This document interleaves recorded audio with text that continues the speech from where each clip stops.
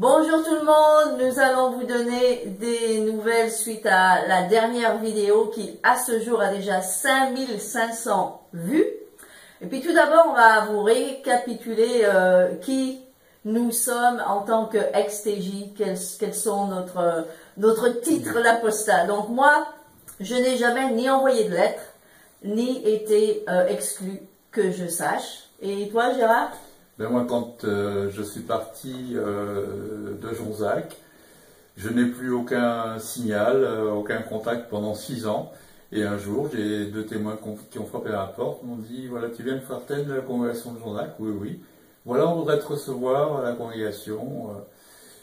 Donc je me suis rendu à la congrégation, et là j'ai eu 3 témoins qui ont fait un comité judiciaire et qui m'ont exclu sur la base de documents frappés du secret médical qu'eux-mêmes n'avaient aucune raison de posséder, qu'ils ont obtenu, je pense, par mon ex-femme, qui elle-même non plus n'avait aucune raison de les avoir, puisque ces épisodes médicaux ont eu lieu après notre divorce.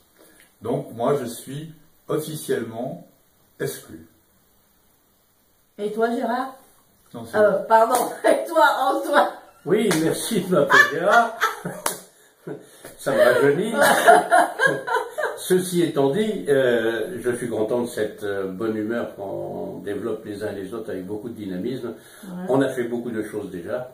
Tu m'as posé une question extrêmement difficile pour la bonne raison que je ne sais pas quel est mon statut. Je suis témoin de Jéhovah. Je ne suis exclu par personne. Statut, c'est le commentateur. S'il me coupe, alors là, je ne peux plus. Mais c'est bien, parce que comme ça, les gens, ils voient comment ça se passe quand on n'est pas dans les caméras. Ça, c'est sûr. Alors, mon statut de témoin de Jéhovah ou pas, je n'en sais rien. Pour la bonne raison que le 27 septembre, il y a 2 anciens que je connais qui sont venus voir. Ils ont constaté qu'on était en désaccord total sur l'esclave fidèle avisé, puisqu'il n'existe pas. Hein. Alors, j'en reviendrai sur le plan technique, mais l'esclave fidèle et avisé représenté par les témoins de Jéhovah, ça n'est pas une religion. Article 1, voilà. L'article 2, c'est que on ne sait pas par quel bout me prendre.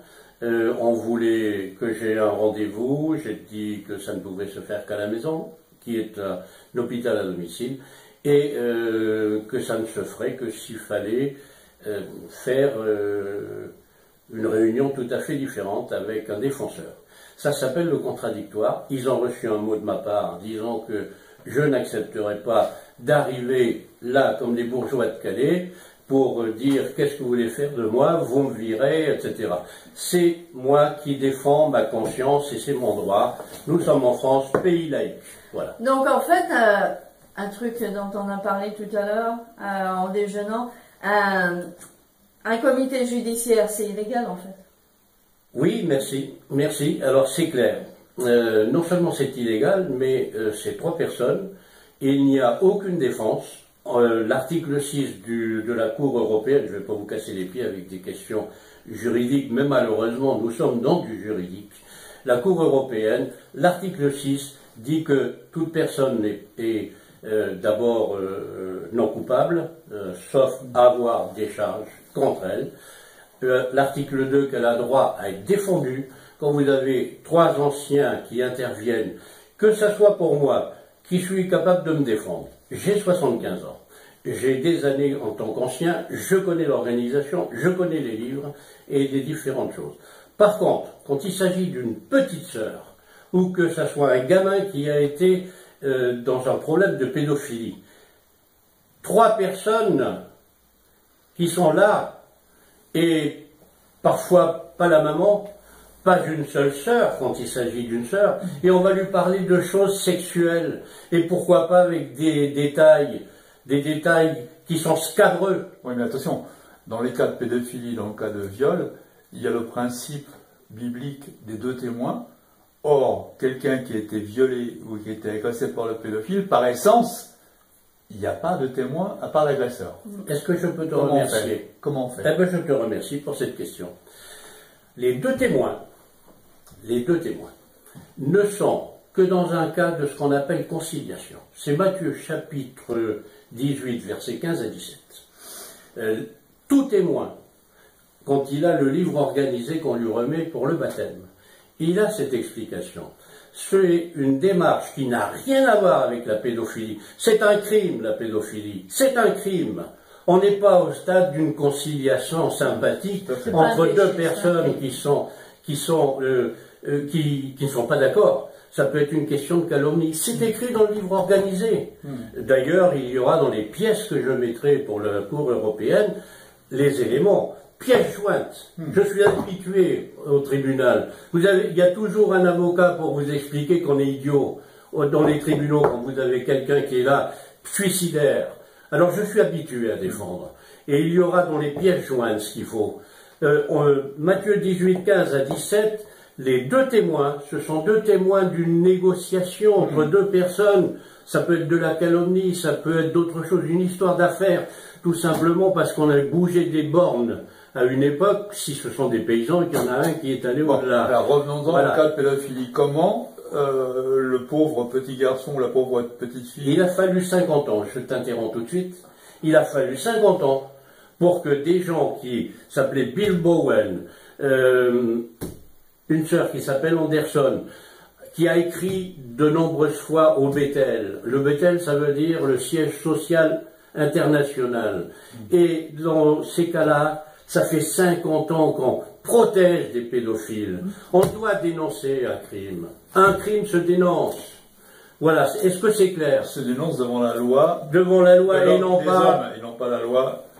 Alors la théocratie en France, c'est pire encore. En France, nous sommes sous un régime qui s'appelle la laïcité. C'est magnifique, la laïcité. C'est le respect des religions. Mais les religions doivent respecter aussi la République. Que ça soit clair. Les histoires de communitarisme, je ne sais plus le mot, mais c'est terrible, ces notions-là. Et puis, ce sont les religieux qui prennent le dessus sur la loi des juges et les lois de la République. Ça n'est pas sérieux. Ça n'est pas sérieux.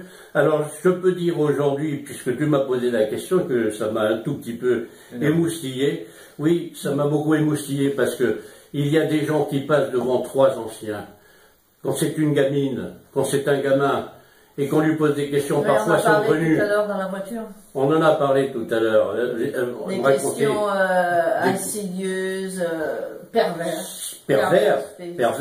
Est-ce que tu as été heureuse d'avoir... Est-ce que ça t'a fait du bien? Ce sont des questions qui ont été posées il y a de nombreuses peurs. Alors je ne veux pas... On ne peut même pas dire ici parce que on ne veut pas le dire parce que encore on nous dirait... ça ne les gêne pas par contre. Mais c'est affolant. Ouais. Donc voilà, je voulais le dire. Alors je voudrais finir par une petite chose. Après vous direz tout ce que vous voulez. Mais ce n'est pas une religion. Lorsque une religion dit nous ne sommes ni inspirés ni infaillibles. Infaillibles après 5 fois des prophéties, 1925, il y a un frère qui s'appelait Rutherford qui a bâti une maison qui s'appelle Betsarim et il avait 2 Cadillacs. Il était gentil, 2 Cadillacs, Rolls-Royce en quelque sorte, hein. Voilà, 2 Cadillacs. Et au moment où les Américains crevaient de faim, hein, faut pas oui, c'était sous des restrictions et tout ce qui s'ensuit, oui, ouais. Dans un état lamentable. La récession. La récession. La récession. Ouais. Alors voilà, je voulais le dire parce que ça commence à peser et je veux que nous aboutissions à la Cour européenne. Oui, hein. Puisque tu parles de ce problème, il faut bien dire que ce fait que ce soit une religion, que l'esclave idéalisé n'existe pas aujourd'hui, que le royaume de Jésus n'existe pas aujourd'hui. Exact. Tout ça, c'est dans la tour de garde 15 juillet 2013. Donc nous incitons tous nos spectateurs à se référer à cette tour de garde, à l'étudier attentivement. 15 juillet 2013. Parce que et la page, je mettrai ça sur la vidéo. C'est le premier article, quand l'esclave fidèle est avisé. Alors, c'est le premier article, quand l'esclave fidèle est avisé. Les premiers paragraphes expliquent que tout ce qui avait été dit 1914, 1919, où il y avait des choses qui s'étaient passées dans le ciel, ça n'existait pas.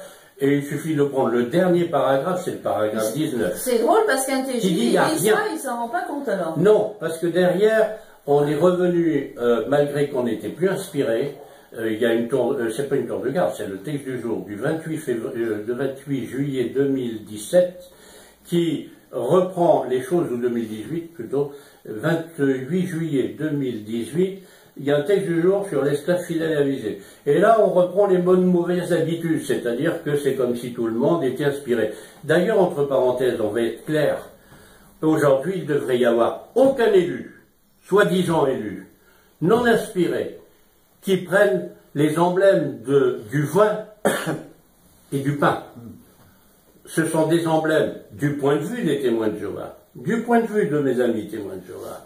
C'est uniquement les élus. Or, quand on n'est pas inspiré, je suis désolé, mais en quelque langue que ce soit, quand on n'est pas inspiré, eh bien, on n'est pas dans une religion. Et on n'est pas membre oint, c'est-à-dire ayant eu l'onction de l'Esprit Saint.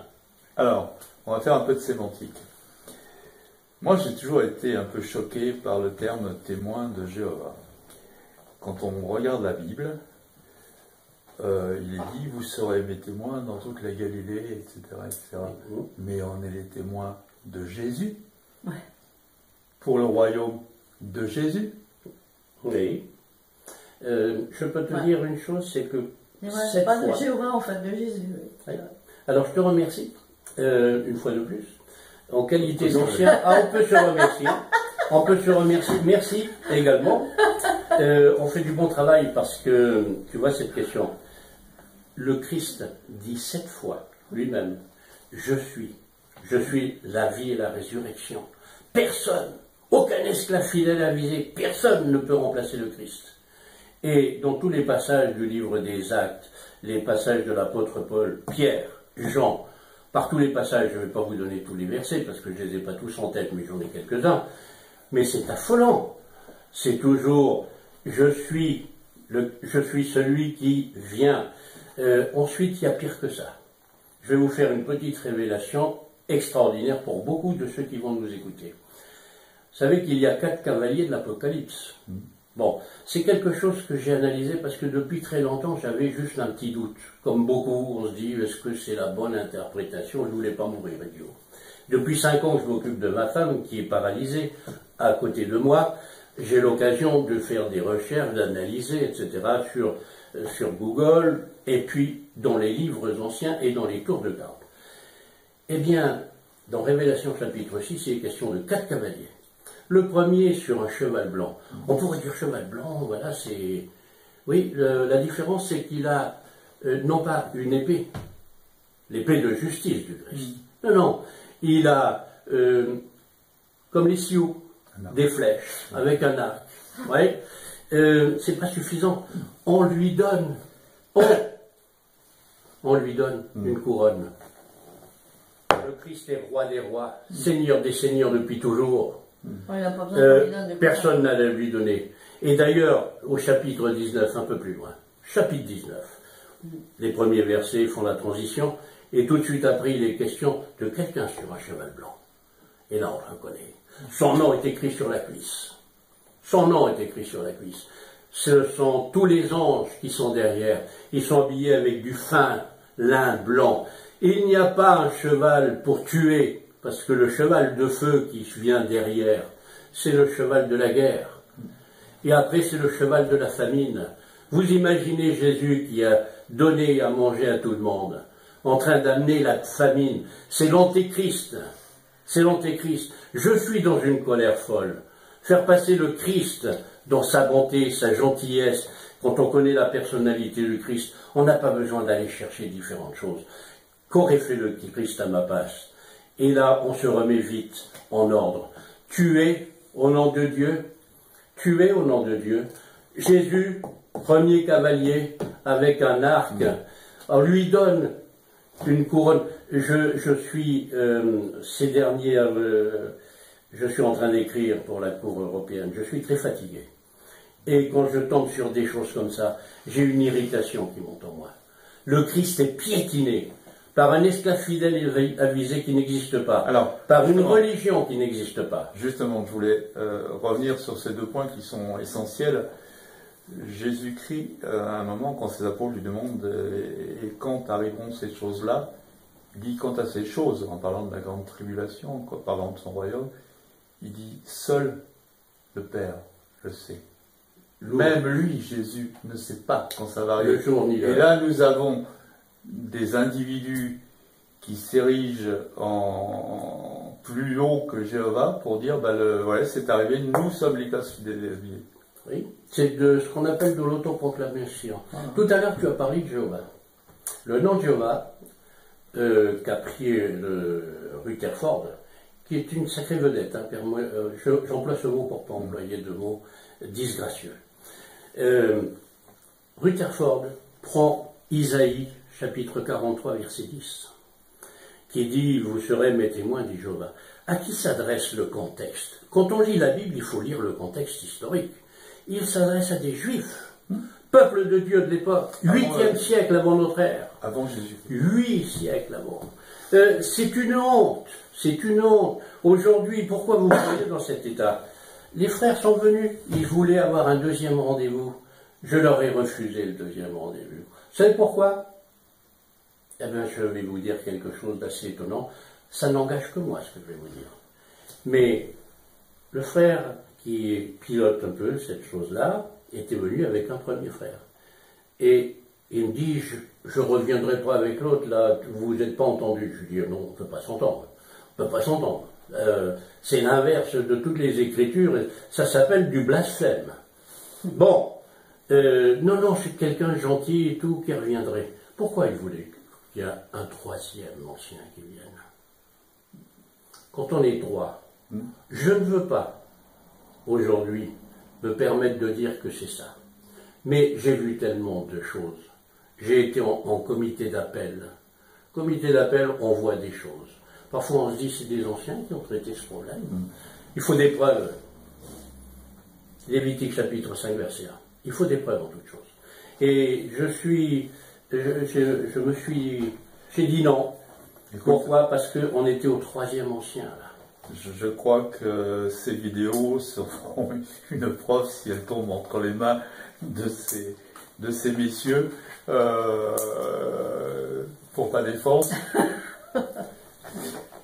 Mais je n'ai pas besoin de me défendre, de me défendre, parce que je n'ai rien fait de mal. Ah non, mais... Je t'ai défendu pendant des années. Ouais. J'ai défendu même quelqu'un qui t'a fait beaucoup de mal. Ton ex-épouse. Oui, je sais.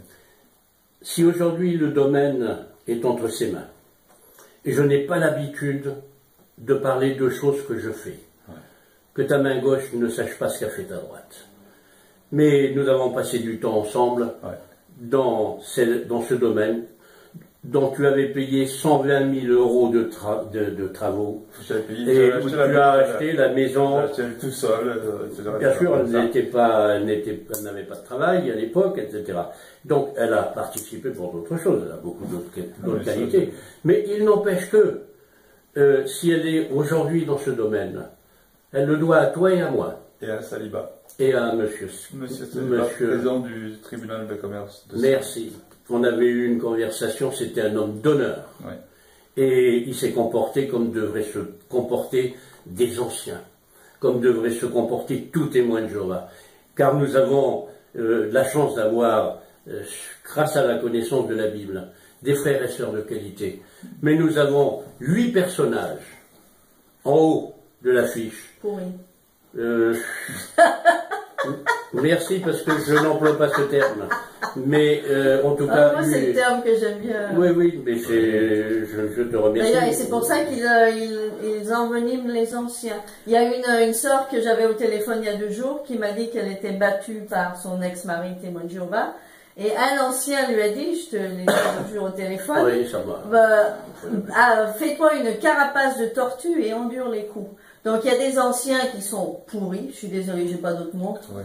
Et moi je pense que cette pourriture descend du Collège central comme une maladie qui se répand. Heureusement qu'il y a des gens sincères qui résistent.